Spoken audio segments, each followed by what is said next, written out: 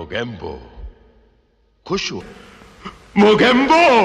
नमस्कार दोस्तों, आप देख रहे हैं मिस्टर आर्किटॉक्स। आपने ये डायलॉग मोगेम्बो खुश हुआ तो सुना ही होगा।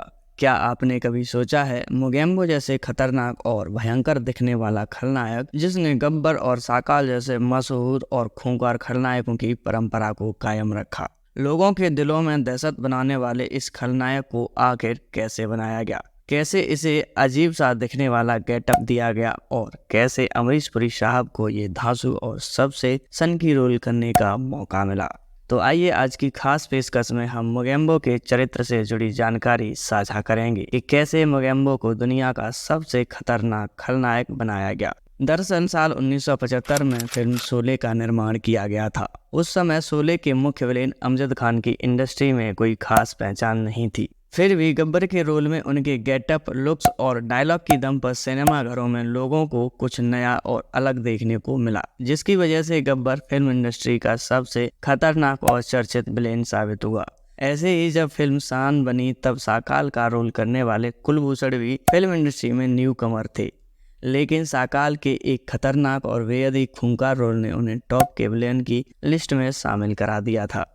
इन्हीं बातों को ध्यान में रखते हुए मिस्टर इंडिया फिल्म के निर्माता बोनी कपूर और निर्देशक शेखर कपूर ने मोगेम्बो के रोल के बारे में सोचा और इसे दुनिया का सबसे अलग और खतरनाक सनकी विलेन बनाने का फैसला करते हुए उन्होंने नए चेहरे की खोज शुरू कर दी। लगभग 5 महीने की रिसर्च के बाद निर्देशक शेखर कपूर को लगा कि ये रोल अनुपम खेर बड़ी ही शिद्दत से निभा सकते हैं। उन्होंने इसके लिए अनुपम खेर को राजी भी कर लिया। लेकिन जब राइटर जावेद अख्तर और बोनी कपूर को पता चला कि शेखर कपूर जी अनुपम खेर को मोगेम्बो की भूमिका के लिए ले रहे हैं, तो उन्होंने ये कहते हुए मना कर दिया कि भले ही अनुपम खेर एक उम्दा कलाकार है, लेकिन हमें मोगेम्बो की भूमिका के लिए एक ऐसे शख्स की ज़रूरत है जो पर्दे पर खूंखार ही नहीं बल्कि डरावना भी लगे।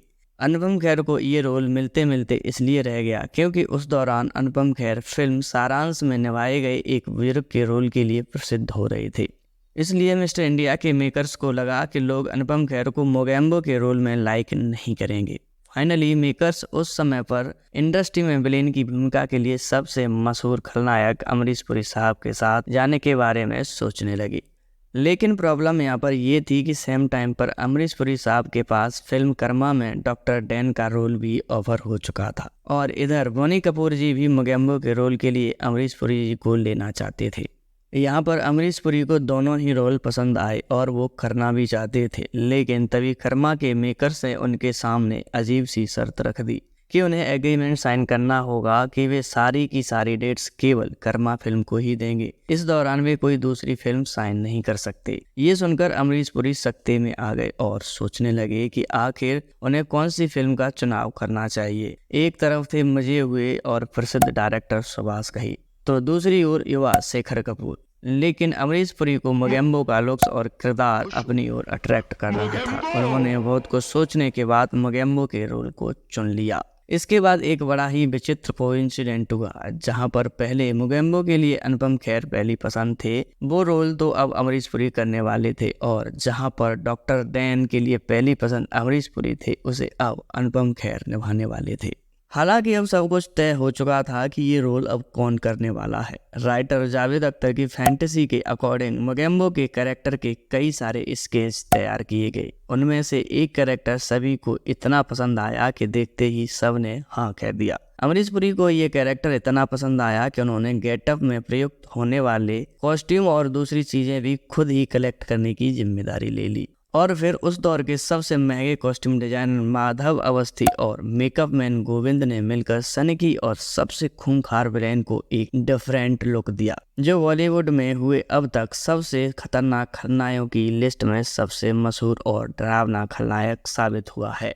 इसी तरह मिस्टर इंडिया फिल्म का एक सबसे मशहूर डायलॉग मोगेम्बो खुश हुआ की भी एक अलग ही कहानी है। शुरुआत में जब राइटर जावेद अख्तर ने डायरेक्टर शेखर कपूर को ये डायलॉग सुनाया तो उन्हें बिल्कुल भी नहीं जचा और उन्होंने कुछ और पेश करने को कहा। इस पर जावेद अख्तर ने अपनी काबिलियत और पुराने अनुभव के आधार पर कहा, यकीन मानिए ये डायलॉग फेमस तो होगा ही, बल्कि इतना मशहूर भी होगा कि लोग इसे तकिया कलाम बनाकर इस्तेमाल करेंगे। जावेद अख्तर के एक्सपीरियंस और जिद के आगे शेखर कपूर ने इस डायलॉग को फिल्म में शामिल तो कर लिया, लेकिन वे इसे लेकर अंत तक आश्वस्त नहीं थे। लेकिन जब फिल्म रिलीज की गई तो मोगेम्बो का किरदार पूरे देश भर में छा गया। इसके पीछे का कारण केवल मोगेम्बो की बेहतरीन एक्टिंग और उसका लुक्स ही नहीं था, बल्कि मोगेम्बो खुश हुआ डायलॉग का भी एक बहुत बड़ा योगदान था।